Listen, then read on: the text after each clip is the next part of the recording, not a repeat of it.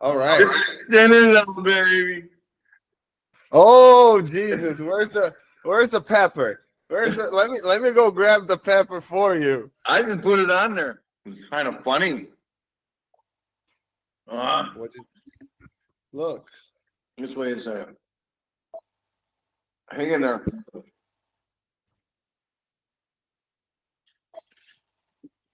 Hello, this is Wesley with Building Water. So may I help you? All right. So, one of Rob, the foreman for the plumbers, he invited a restoration company in, and they bought this big breakfast for all the guys. And Luann finally got frustrated. She's the dispatcher because they were still at the shop at 8 o'clock and everyone's still eating. She said, no, you gotta get on the job. Get the hell out of here. I loved it. She was all fired up. She ate too, but she knows, you got to work at 8. So, I mean, you had to be, we try to make the morning meeting on Mondays only a half hour long. So that's that. Hey, you know what? I saw that Elon Musk had sent out an email this weekend asking all these employees what they had did. Write down 5 things they did last week. If you don't answer, that's your resignation. If you don't answer. I think those guys are probably phenomenal businessmen. I think I would have gave people more than just an email on a Friday or Saturday. But I do like the concept. Hey man, just answer 5 things that you did last week that you accomplished. And that's all I'm asking. To justify, to see, do we need all these people or not? I think this is why he was doing it. But there's a bunch of, it's a big hoopla in the news right now. But I'm thinking to myself, you know what? That is something that I should be able to do, is ask my employees, hey man, give me 5 things you did last week, in different tasks that maybe that there's no accountability in some of these jobs that I give, like maybe a secretary or something. But I kind of like what they did, and I was like, you know what? Those are CEO moves, and I liked it, and I should be using those. It's accountability. That's all it is. He just wants to know what you did. That's all you got to answer. Write down 5 things you did last week. That's all he's asking, and that isn't a lot to ask of us, of your boss, or your boss to ask of an employee. I can't hear you. Your mic is up. Okay, sorry. I was about to say, and then you double down on the accountability, which I think it's an important piece, the whole accountability part. And I think I don't know if that was his intention. When I read the email, I don't see the intention of instilling accountability. What I see is what a lot of corporations do, as large corporations, right? They anchor their strategy of reducing the workforce on accountability, while all along accountability is a process. It's not a one-day thing. And I think when people listen to our podcast, they will see how you try to instill accountability in your people in a way that is a process. You don't just out of the blue, if you haven't done for so long, right? Say, now, if you don't bring me all these results today and all these things, and you don't write this down, you're fired tomorrow. You don't do that. Even if you try, even if when you rent, you talk about this guy is out of here. It is not how that works. Usually you have a whole process that you go mentally. How I'm going to talk to this guy? What is the history of him with the company? How does he tick? What would motivate him? So much so that we can pull 5 episodes of you and I just talking about the Rob guy, the other guy, the Luann, so it's all of a process. It's a process of accountability, not a moment in time. So just for face value, from a strategy of reducing cost in your business, it is effective if all you want is reduce costs at all costs, right? Do you have the intention of reducing costs at all costs? My answer is no. There's never such a thing as reducing costs at all costs. If it's at all costs, you lost the company, because the whole cost is the cost of the company, is the cost of the organization, right? So very theoretical here, but that is on that space. He simply anchored that on that idea of accountability, but there's not enough time for anybody, career, anything, to justify their jobs in 5 bullet points, nor should have been their obligation, right? It's not their obligation. And you making that of a condition of employment? Come on now. This is utterly absurd, right? Not really. No, I think it's being delivered. I think it's being perceived different, wrong. Think about it another way. Also, things were said that some of the people, when they put down the 5 things that they were working on, they realized that they've already completed the task. They have realized that with some of the things that they were very important and things like that, and some of them should be promoted, is what was said.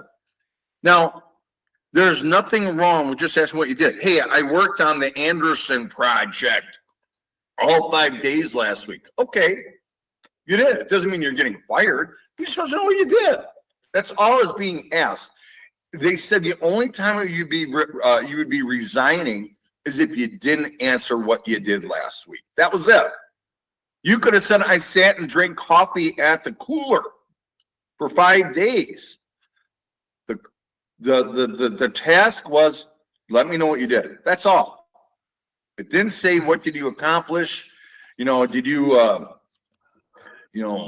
conquer something, some wonderful feat of some sort, save the government money. It wasn't like that. It was just like, what'd you do? Just give me 5 days of what you did every day, 5 days last week. And the firing only came with if you didn't do the project. So I think that just asking for accountability wasn't out of line. That's all. What'd you do? What'd you do? You would ask that, you as a consultant, what'd you do last week, 5 days? I know you would.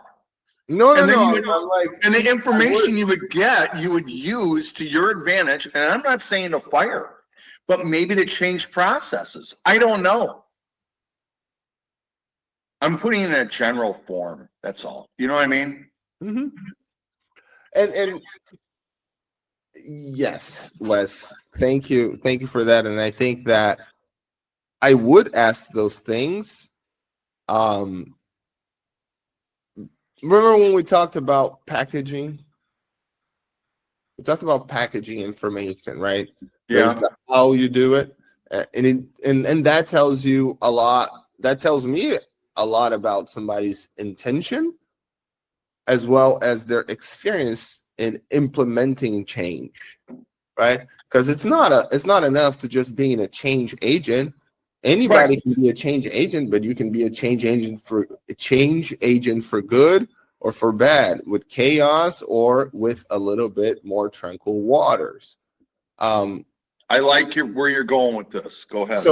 So the approach to get what we want, which is a government that really works for the people, where the dollars that go through the government go and are spent the right way for the right people, right? The people that are in need, that we're supposed to serve and to help, right? To get money where it needs to go. And I believe that you can do that, right? You can do that. You can have a balanced budget. You can do. If you go back to the 90s, which remember was the last time that we had 3 years in a row of balanced budgets, right? With Clinton. And he was super unpopular. like when you read, it was incredibly unpopular. But the way that he did that, it wasn't just him. It was Al Gore. Al Gore, a little bit more business-minded. He went to the people and talked to the people in all kinds of government agencies. And there are speeches of him where he says, I went and talked to the folks, and it was a grassroots movement. And he said, I did nothing creative here, guys. I simply listened to what people have been putting on those suggestion boxes across every single government building, saying, if we fix this, we save 50 million. If we fix that, we save this. If we fix that, people in the VA are going to be better helped, right? So just that getting the insights from the people that are affecting and being most affected by whatever changes that we're trying to implement, that's step one, right? When we get in a company as consultants, like we go and we interview the leaders, down to the leaders who are supervising the front line. So when we are going to cut or when we're going to adjust, we're not adjusting because we wrote something in a notebook and we imagine here in the corner. No, we're adjusting because we learned from the people doing, and they say it hurts here, right? So, and I'm so sorry if for a company of your size, right, with 20, 25 people that you had when I got there, I did not say, Wes, get rid of these 6 people week 1 before I did a study, before there were interviews, before we read the books, before I understood the process, before I went in the field to see how your people were managing their equipment. That is not being done here. And that is dangerous. It is a dangerous proposition. Dangerous proposition. That's what I say. I can smell BS from a mile away when it comes to executing my business, right? And a lot of people that do what we do, we're like, okay, but how far are you going to go? Okay, we understand managing by impact. There is managing by impact and managing change, like, and you start with a boom. Okay, but where is the soft landing? Because even when you start with a boom, whether you want to make an example for other people to move, you have a plan for the blowback. And it doesn't seem like we do. And we do that in a microcosm. Even if I'm going to generate a little bit of chaos because I want a leader to see how his people deal with stress, I am preparing that leader behind the scenes to be able to support whatever is going to happen there, right? It's the way that things are happening. It goes against every kind of approach on change management, from the defining the problem to identifying the root causes to getting collaboration. And as corrupt as the system is, there are non-corrupt people that are eager to speak. And there are always those folks in a company that you come in and everybody's negative about the change, but there's that one guy in the corner that you're like, why is he quiet? And you go and you talk to him, and he has all the pearls and he knows where all the skeletons are buried, and he can point you in the right direction. But you do not do that if you don't outreach to the organization that you have been tasked with this responsibility to make them improve. So that is that's my speech on that topic. I think that there is some truth to what you say, or some that I believe I agree with. Change is difficult for people, and turning the world upside down, you're right. They don't have a soft landing. Maybe the delivery is wrong. Like I said, I don't think it was really the right way to handle it by sending out a text after Friday and saying, hey, everyone's got to fill this out by Monday, or if you don't fill it out, you're fired. I didn't like that. I didn't like that at all. But I do remember when you came and worked with me one time, when you were here, you guys came to me and said, if you remember, we were talking to someone else, Dan, and you said, hey man, the numbers last year show that you did X amount of work, this many hours worth of work. This year, you did the same, you almost to the darn hour of work you guys performed in that division. And you have 2 more people. You got to get rid of 2 people today. That was all done just on numbers. I remember that. Remember we took them out for lunch? Some decisions were made by numbers in that situation. And maybe they're looking at numbers too. But like I said, it was just asked, what'd you do? I mean, one guy said, maybe some guy didn't didn't come to work that week, was, skating or, I don't know, surfing or snow skiing in Vail, and said that he was at work working from remote. He's just asking what you did. That's all he's doing. And I think that maybe that's just the beginning. If you just answer, hey man, what'd you do last week? There's nothing wrong with that. No one said anyone's getting fired.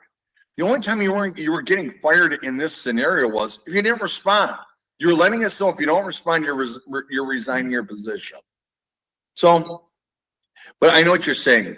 The delivery, I kind of feel, is a little aggressive, but this guy, he does have a proof in his pudding too. So that was I just thought it was a really interesting story on the air today,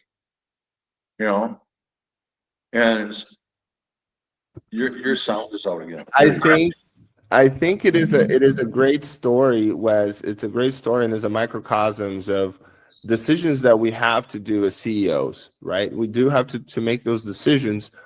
But this is my personal opinion from experience and from teachings, of people that know even better than I do and have more experience than I do, is this approach of shock and awe, right? This approach of shock and awe can be applied, but it has to be applied surgically with a plan for the blowback. I agree. I'll say one more thing, because since you went specific on one of our interactions, like back in the day. Yes, although I think that was the moment that, of course, marked your memory the most, because yes, it was a decision, a fork on the road, right? We have done all this work together, Wes. We're looked at the numbers together. We know the source of the numbers. It came from your systems. There was no way that those numbers could be wrong. So it's a very obvious next step. But yet again, surgical, not email, not a bullhorn, or a vast firing. No, yeah, and human. You took them out to talk to them. It wasn't like, oh, deuces. No, like, hey, this is the thing. This is blah, blah, blah, right? So similar source of similar problem we're trying to solve as far as being, too bloated for your current size, but total different execution. You know what I mean? Completely different. I agree. I like what he did. Like I said, I thought the delivery was kind of shitty. Yeah, and shock and awe. Like I said, I love reading white papers, or sometimes you read books. I have that, like the book from Malcolm Gladwell, Revenge of the Tipping Point, which is the evolution of his first book on that point. But he always has anecdotes where leaders and others apply little techniques to get to their destination quicker, right? But the beauty of these anecdotes many times is what they did to accomplish that without hurting so many people, right? Because you're trying to minimize that. Like, even though you have a goal, my goal when I get out of the bed is, I want to get what I want, but I do want to get it without hurting people and myself, because the first thing is I want to preserve, on a personal level, I want to preserve myself. And I think for many years, as a driven, some people would say, you said that to me one time, rather ambitious person, I have gone after my goals, hurting myself, not sleeping enough, not taking care of my health, right? So it's like you getting to your goal at the cost of what? 5 years more spending with your daughter, right? You know what I mean? Or at the cost of spending less time with your daughter, both while you're alive and because you went too soon, because you stressed the heck out of yourself, right? Yeah. So the humanity on how I apply my knowledge and my actions is also self-preservation. You know what I mean? Like, it is. So if I create havoc, the more power I have, the more impact my actions have, both on everybody else and on me. So the responsibility that these guys carry, the way that they are just acting shows either you don't care or you don't know. But either way, if you had any of those characteristics, knowledge or care, you wouldn't have taken that step. Maybe you would have taken one of them, but not this sequence of steps. The carelessness shows what the word says, the lack of care or the lack of knowledge, but it's either one or the other. There's no other way of evaluating that. I actually was doing a lot of reflecting this weekend.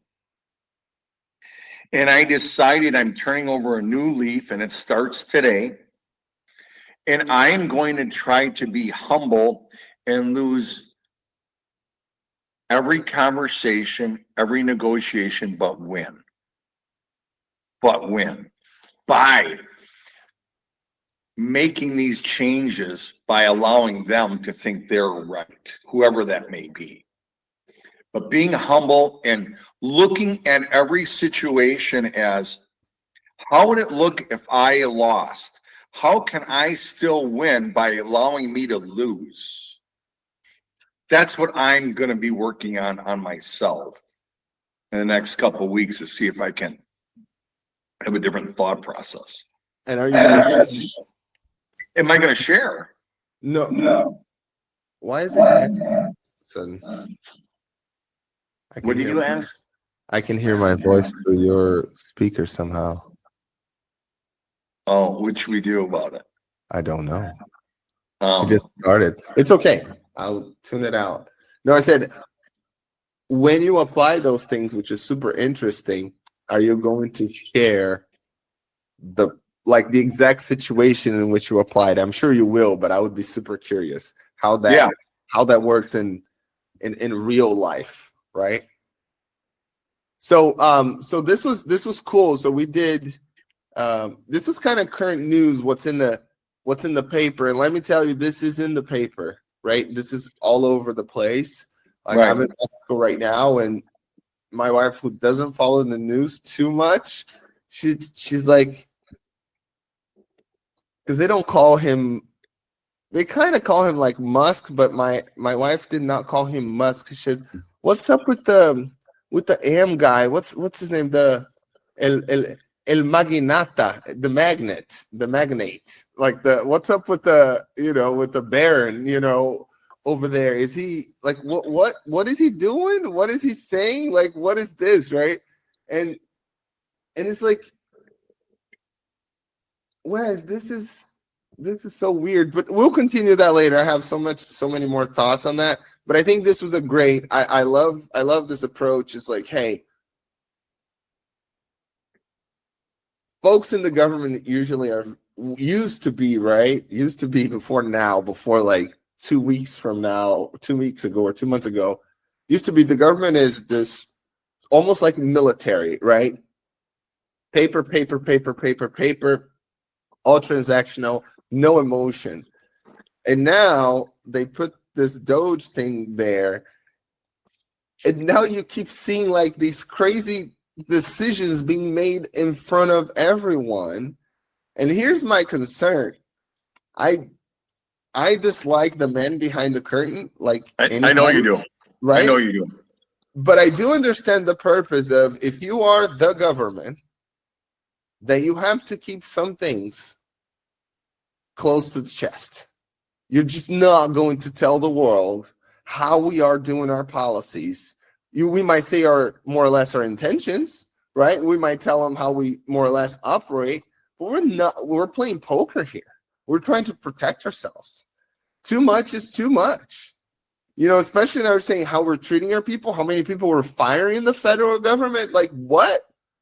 Like, oh, so now they know we're shrinking. Now all these people that work in the federal government, regardless of position, because they were not surgical on this, right? We agree. We are set on this, that if somebody was somehow not able to reach their freaking email or didn't have freaking acts, that they could for some reason not have replied and find themselves without a job And because it's not surgical, there's nobody for that person to call to say, hey, I don't think you guys meant to do that to me, because remember, I work on all these projects of high sensitivity, right? Yeah.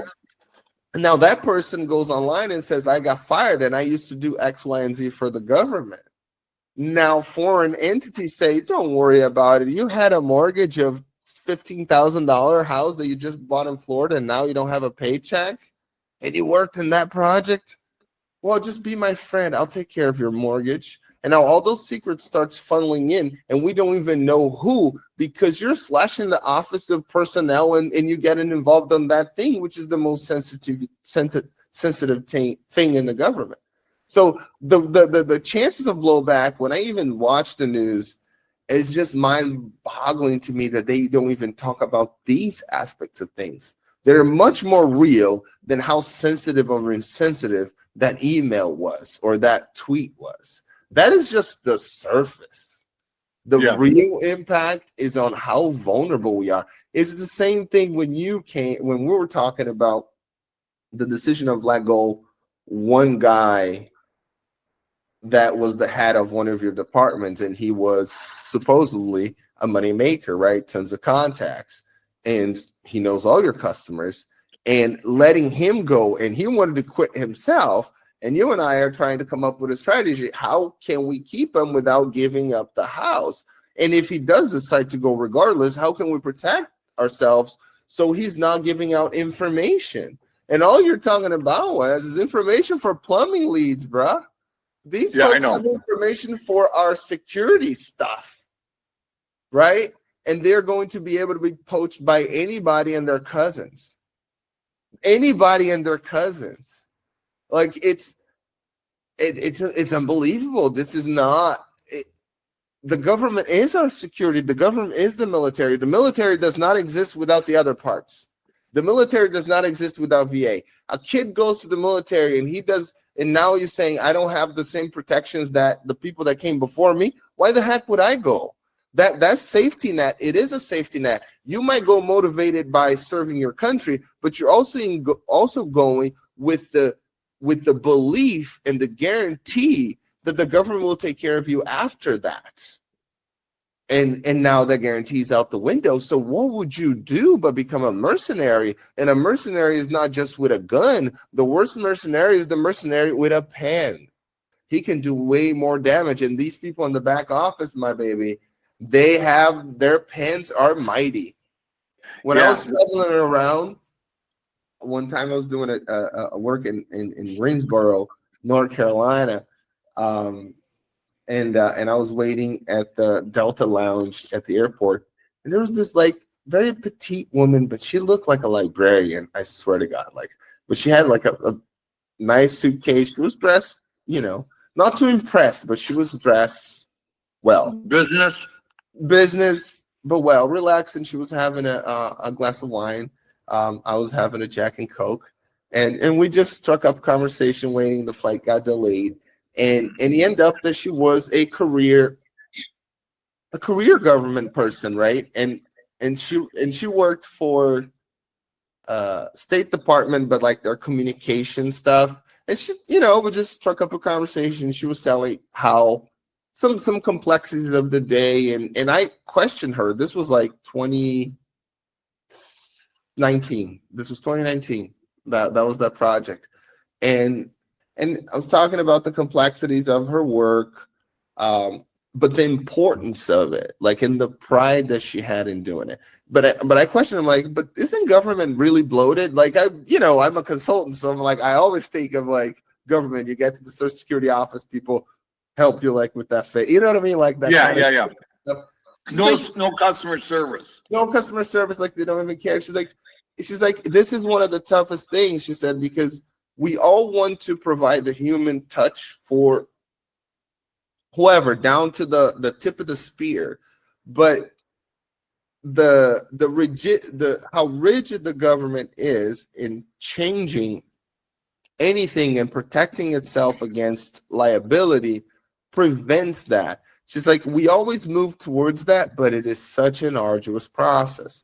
In fact, a college friend of mine works in the IRS in Las Vegas, And oftentimes when we have our like happy hour virtual calls, she will be, griping about, dude, you can't believe I'm in this project that has lasted for 6 months and it just doesn't move. And it doesn't move because this one person, and like, it's just, you know what I mean? It's office politics, but it happens.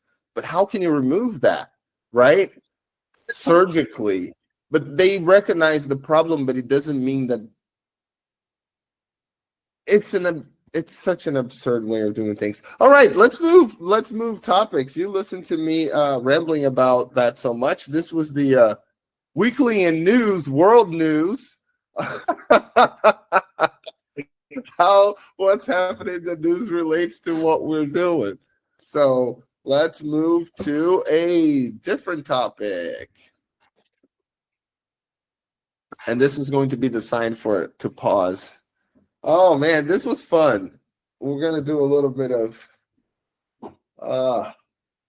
talking personal stuff. I think I told you that I had a blast on my kids class. No, you didn't tell me about it. On Friday I didn't? No. Oh, okay.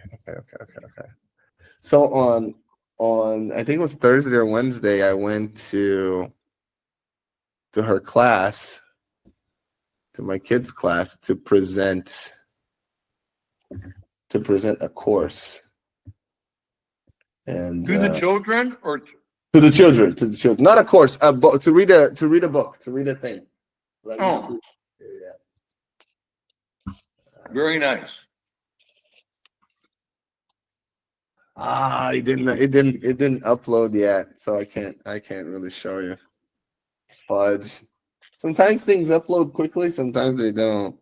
And the daughter was prouder than hell. Dad was at school with her. Oh yeah. Oh no, but I did good. Where are you? The weather is supposed to be really nice today. We're supposed to get 50 degrees, so we're going to get some snow melt, which I'm excited about. Oh hell yeah. We're supposed to have nice weather between 40 and 50 almost all week. Oh, look at this. What the heck is that? Oh, what is that, a speaker? Microphone. A microphone? Yeah. Oh, is that what you're using? That is what I'm using right now, Wesley. How is mine working? How is mine? I'm not using mine yet, but I'm gonna get it hooked up. Do I need it? No, it doesn't look like you need it, but for me, you have drywall and probably insulation behind it, so the sound doesn't bounce off. Yeah. Here is all cement, bricks and cement. The walls. Yeah. So there's a lot of echo. Yeah, so it echoes a lot. I am exhausted, Wes. The week 9 for business was good. But a little guests have been a little bit of drama queens as of late. Not really. The mix of guests that I get sometimes some horrible guests. Yeah. And sometimes the horrible guests really like my spot, so then they extend. And if I extend before I know that they are horrible guests, now I am kind of, my team is with them for a while.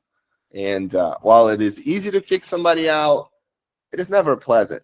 Right? It's never a good experience. So how do you determine a bad guest? Oh, they determine that for themselves. What are some of the things that you're running into? This gentleman, for example, he brings other people into the house to sleep over. No, to have breakfast, and he brought his family, like 2-3 people, to have breakfast on a Saturday. Is a house with 6 rooms. There are 6 guests, possibly 12. How does it make sense for you to bring other people for you to cook breakfast for other people in a shared home? It doesn't add up, and it's in the rules. Like if you're not registered, you can't come in. It's just the bottom line, just out of safety. Oh, if you're not registered, you can't come in. No, a guest cannot invite guests. You know what I mean? You wouldn't if you invited me to your house, and I was going to bring somebody else, I would tell you I'm bringing somebody else, right? Fair enough.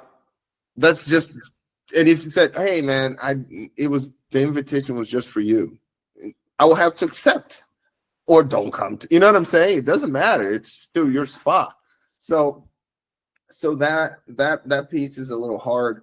And I have been spending time changing this, trying to change this from the bottom up. So changing my house rules and how I communicate, putting that on like, different email chains and things like that.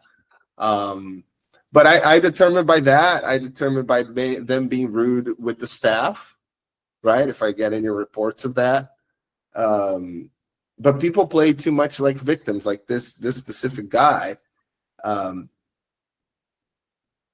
One of the things that really irritated my co-host was after she mentioned once, like, hey, please wash your dishes after yourself or put it in the fucking dishwasher, that he's like, you're a woman, I don't have to talk to you. Oh, that's bullshit. You know what I mean? Like, but then when she's like, whoa, you do not talk to me like that, then he puts the phone in her face, like recording it. So now I have to create a different policy, which I did, that says, don't be a fucking paparazzi. If you feel like you have to record, it means you're out of this house. We don't record other people inside my house. What the hell is that? So you have to you have to stay ahead sometimes of those things. And the fix is not just pick up the phone and saying, hey, dumbass, don't do that, because again, there's possible blowback. You have to tactfully guide them so they actually read the policy again. And now they know the policy, right? So it's like little by little, you have to be making these strides that way. What frustrates me is that there are so many little strides that I have to make, like, that I can go the whole week and I can say, hey, I had a good week. I believe that we beat the numbers for the previous week. I didn't have a chance to fully look at those, but I know it wasn't horrible. I made progress on the Cleveland package for that product. I haven't heard from the Synchrony folks, and I have to talk to the other one you mentioned. But I do have a call this week, 2 calls with a company that is the company that, how do you call that? They certified this model that I'm doing in Cleveland. They certified this model in Brazil, like a franchise of Airbnbs. So I'm having a conversation with their team, their legal team, because they said they have an arm that transfers that same certification to the United States, so the package would be ready. So I have to see the cost and see, because if they can do it and I don't have to worry about, that's even better, right? If they package, so I'm like, okay, this is good. But if it's prohibitive, have to look at other alternatives. I'm in a negotiation for, you can't see it on my board, but here I have a where is the crap? Backgrounds, here we go. Anyways, I have also a project here in Los Mochis where I am, one of these here. Where is it? This one, I was about to sign the lease for like a 10-year lease, and it's so fun. The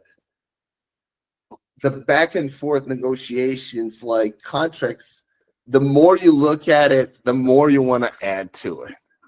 You know what I mean? Like the more you look at it, the more you want to add to it. And yeah, I get it. Well, because everybody is different and every situation is different. So you're trying to cover your tail on all different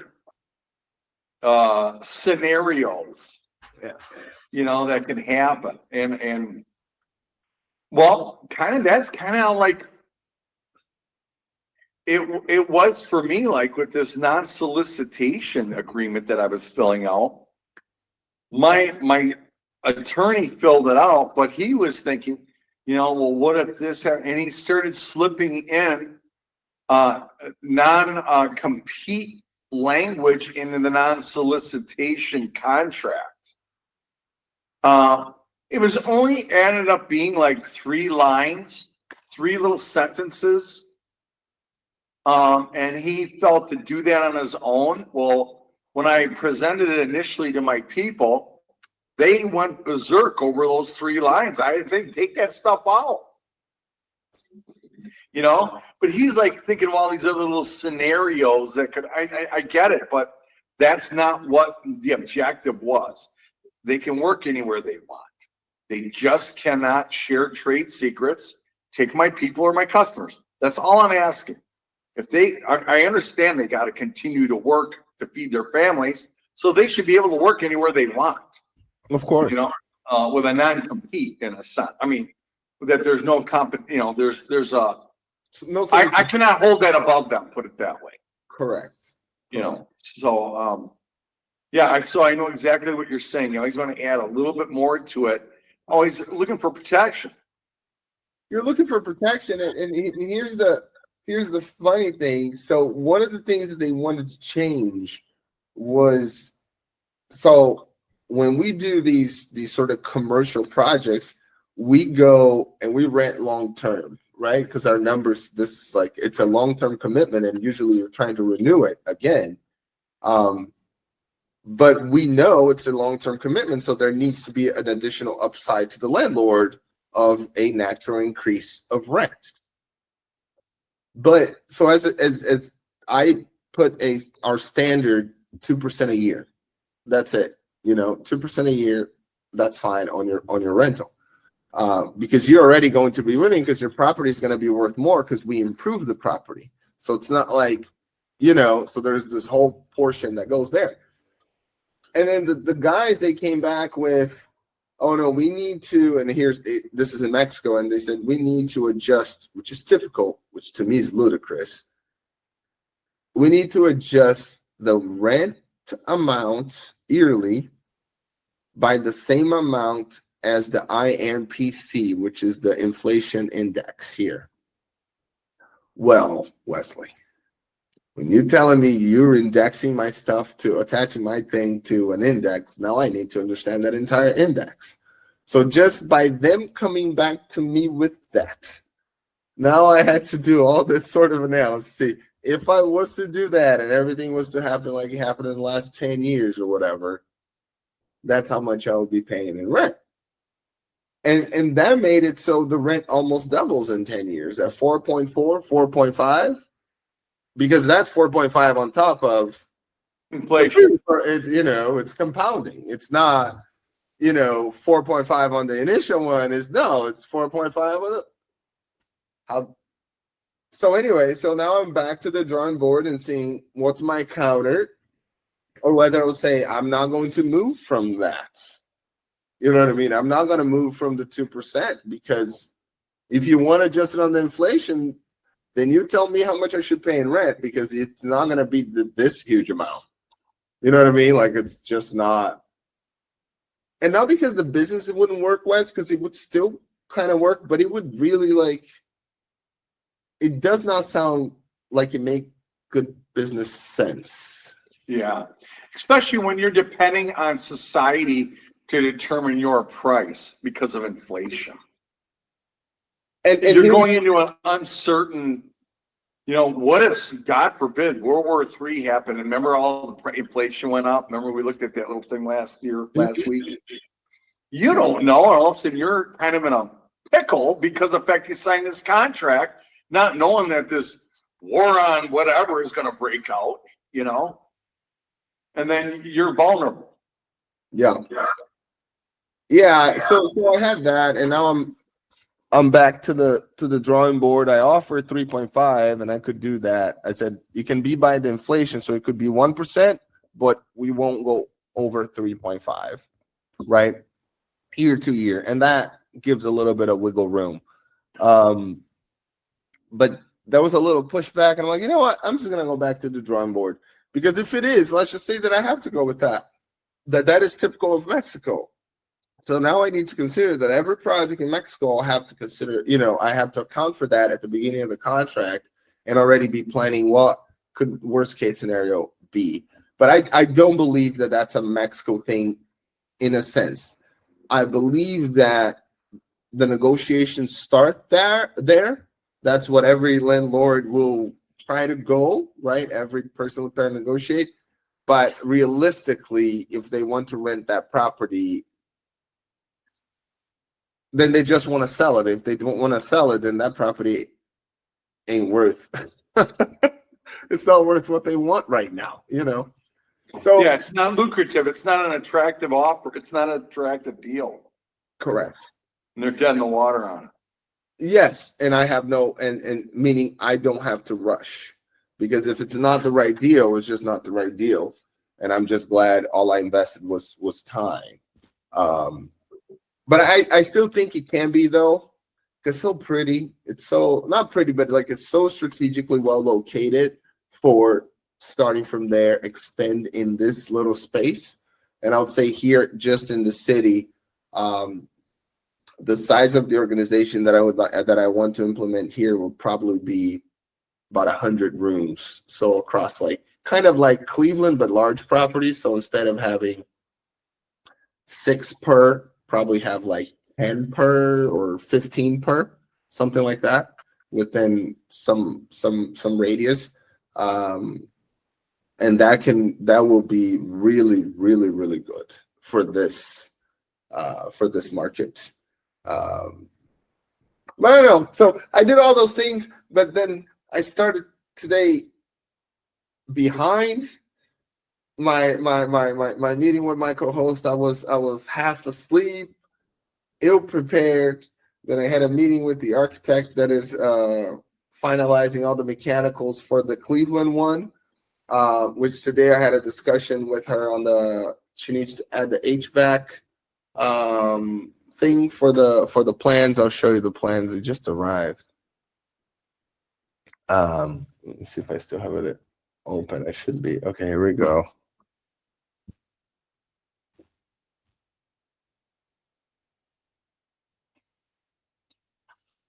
Let me know when you can see it.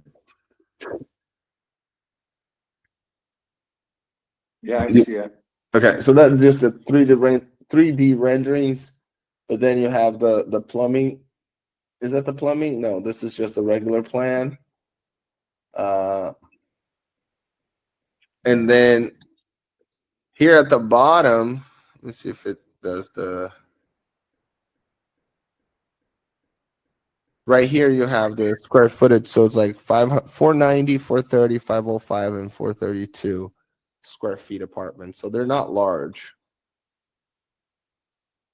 but they're not super small.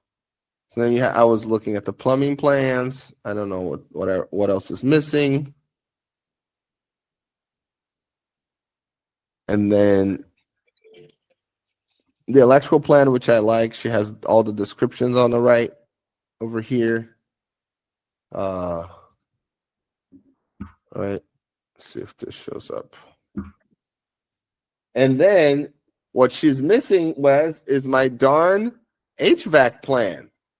How can you forget? Well, a lot of HVAC plans are usually done design build on site. Oh, really? Yeah. And the reason why is because usually who gets in there first is the plumber, then the electrical. Uh-huh. Yeah. Oh, so meaning you guys destroy everything, so the plan. Yeah, well, not we destroy, but we have to be in certain spots. Like you got to be right behind the toilet to add the water line. You got to be right behind the shower. So you can't take that. You got to have a little opening right next to the door so you turn the light on. So no ductwork can go there. So they get them in there. They got to get that stuff in there first. Understood. Once I'm done with this, I will want I would ask you to give me a quote on the plumbing and on the electrical. In Cleveland? It's just a quote, Wes. I know what you're asking. Would you like to do one in Cleveland? Would that be fun? You just put your people there and do the project for a week? Yeah, it would cost phenomenal price. They would want, what do you call it? Per diem and all that other stuff. Yeah, so they would want the hotel and the per diem. The per diem is like $60. No, it's not. It's more than that. Oh, Well, that would cost you $60 a day per man, I guess. I mean, that would it would be an additional cost, that you don't want to absorb. You know what I mean? no, I don't. Of course I don't. No, I'm kidding. But so the HVAC, my idea on the HVAC right now here, there's like 2 central units, right? One for downstairs, one for upstairs, on the current design. And I'm gonna quit this design. What I am thinking of doing is keeping those central units, but just put it into like the back units, right, downstairs and upstairs. And on the other 2, installing the mini split. You know what I mean? Because so to remove ductwork, unless the other thing that she needs to give me is my demolition plan. Unless the demolition plan shows me that it would be easier to, do ductwork for the other 2 as well, that would be cool. But because mini splits are expensive too. They just take less space. Okay. On ductwork, right? Like the one I have, where is this? Right behind me here. Oh, this, see right there? No, I don't see anything. I have a blank screen right now. Oh, my video's not there? No, I don't see anything. Oh, hold on. Oh, I had you on the spotlight. Okay. Now you can see me, right? No. And then you're just not on the right screen, Wes. I'm not, or you're not? I don't think you are, but okay, it's fine. I'm looking at myself really big and you really small. Oh, so you can see me. So right up here is my mini split. Oh, yeah. Okay, all right. Okay. I thought you were showing me a computer. Oh, no. Yeah, so something like that.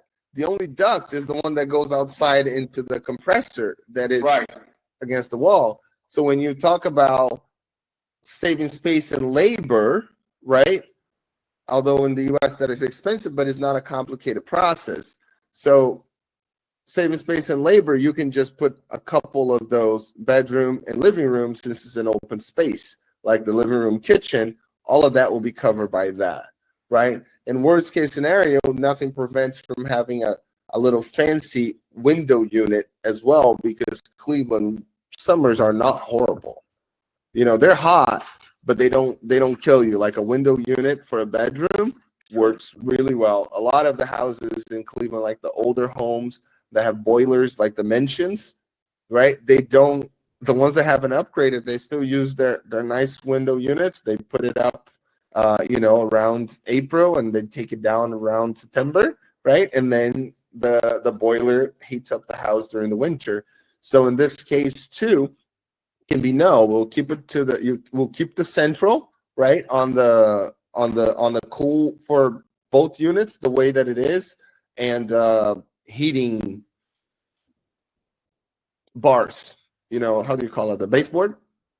That is also a solution that is cost effective and customizable, because it gives each person control over the temperature in their own apartment.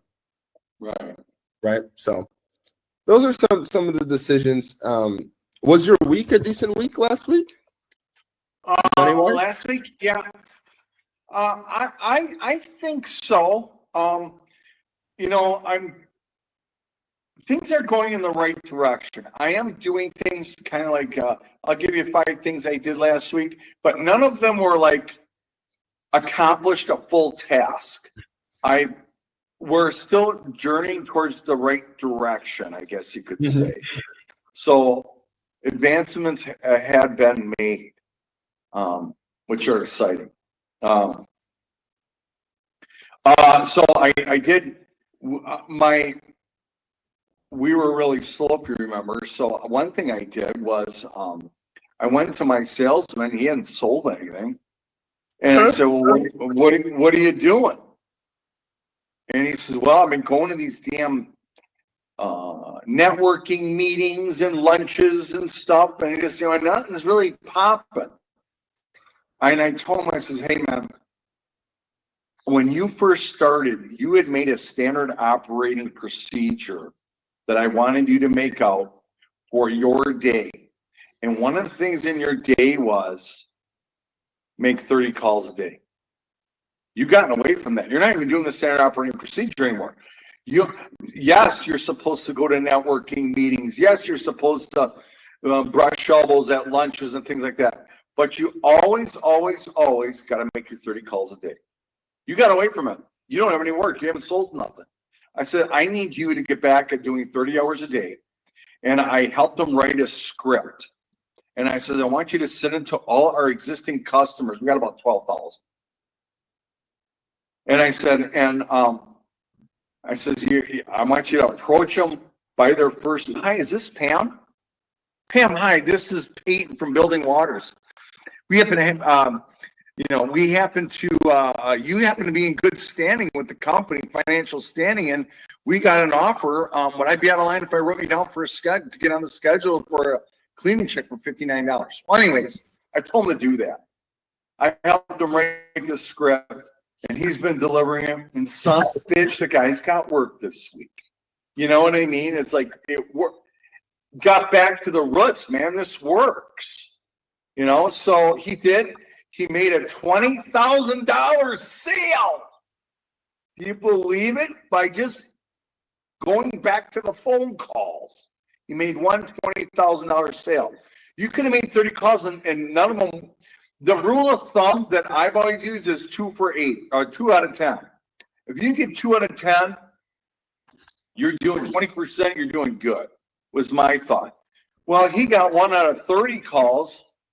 But he was a whale. But he was a whale. But he was a whale.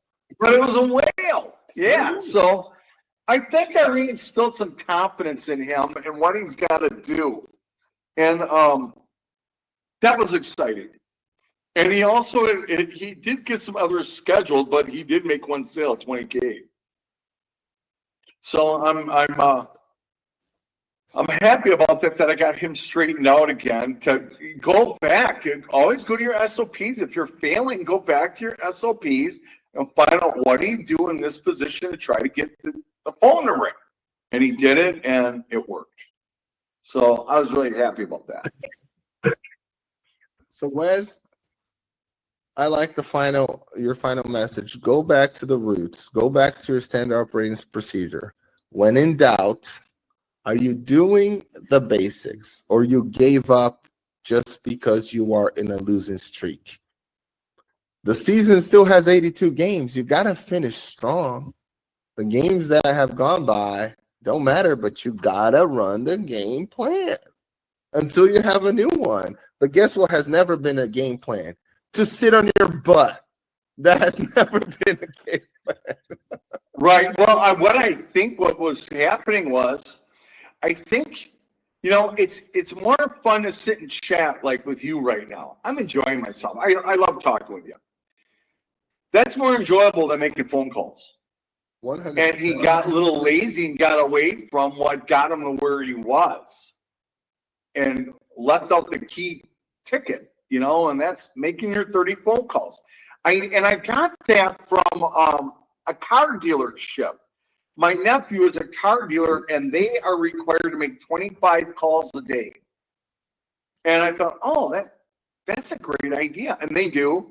And he's also a top salesman in that company, making his 25 calls a day. Well, I started that about a year and a half ago to make him make 30 calls a day. And well, like I said, he got away from it because it was more fun to sit and eat lunch and talk to people, pretty girls and stuff, instead of making your phone calls, you know. I probably will implement something like that for myself, because I think I was recording a little short video yesterday for the Airbnb stuff, which really talks about for hosts like myself, short-term hosts, right? When we are in a low period, which we are, a low period of the year, probably across most markets, sometimes owners do what your guy does. We just sit back and say, well, we'll just wait for March. You try not to look at it. You stop counting. You stop looking at your weekly numbers. You stop looking at the opportunities. You stop looking at reviews. You just kind of, you get the lackadaisical. Lackadaisical, exactly. Some others, they will say, I need sales, and they'll take a bunch of money or whatever they got, and they will put on a Facebook ad, right, or something like that. Some others will say, if I'm not selling, I just need more inventory, right? If I have 50% of my rooms occupied and I get 10 more rooms, I get 50% of 10. I get 5 more multiplied by 12, that's 63,000 more, and now I just grew by $63,000, whatever. Very few of them will do what I finally had, not the courage, but the good sense to get around to, which is to look within and see how much of the money that you already brought in, right, that is due to you, you're actually keeping, right? How much of that you're actually keeping? How much of those customers that you paid a boatload of money, like every time I get a new customer, I'm paying for that customer. How? Damn right you are. Just through Airbnb, they take a commission, right? So I'm paying for that. How many of those customers come back through my funnel now that I have them in, right? What am I doing within my operations to make that process seamless? And what am I doing? I installed StayFi in my properties. So now when people go to log into the internet, number one, I made it easier. They don't need to remember a code. But number two, when they log in, they give their name, they confirm their name. I already have their name, but they confirm their name, their email, and they consent to receive marketing updates. Meaning I create my own lead and I can now parse good guests, bad guests, and start getting the flow of good guests that I want and get my net promoters promoting me, hopefully, if I have a strong enough campaign. That is one aspect, just internally getting more for what you already paid for, right? Then you have the other piece of how am I negotiating with my vendors? Because an Airbnb owner, like I have my vendor playbook, which is not fully complete. I still have a couple other little subscriptions and little vendors that I have, because that's what people need to think. A vendor is a subscription.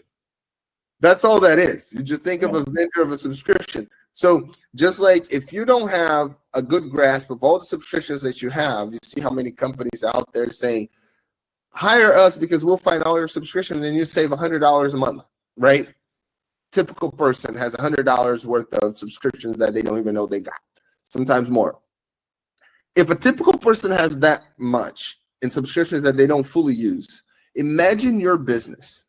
Imagine your business, how many things that people that you gave power have subscribed to on behalf of the company that were good once, but they're not good anymore. What is the weight of that in your balance sheet, right? In your list of expenses? What is the weight of that? Do you even know? Because if you don't know, you're missing. And I'm telling you, put 5% of your cost there.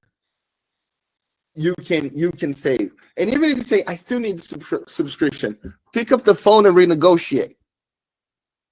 You know what I mean? On a slow time, pick up the phone and renegotiate. What are you doing to make sure that your apartments, that your inventory is ready for the busy time? Are you reviewing architectural drawings because you're going to upgrade to level up the type of customer guest that you support? What exactly are you doing? So those are the things that on slow time, like you said, you're making a conscious decision to change something within. right? To change something how you do it, and you're getting your people to do the same thing. Get back to the roots, do this. You know what I mean? You're actively trying to influence your destiny. Never, what was the word you used? Lackadaisical. Never lackadaisical. Never. You're always on the grind. You can't be lackadaisical if you're a business owner. You cannot. This is CEO grind, baby. That's what I'm talking about. That's what it is. So Wes, let's close on this today. This is a wonderful Monday. This is week 9. Let's win it again. All right. Good luck to you, man. Take care. All right, you too. Bye.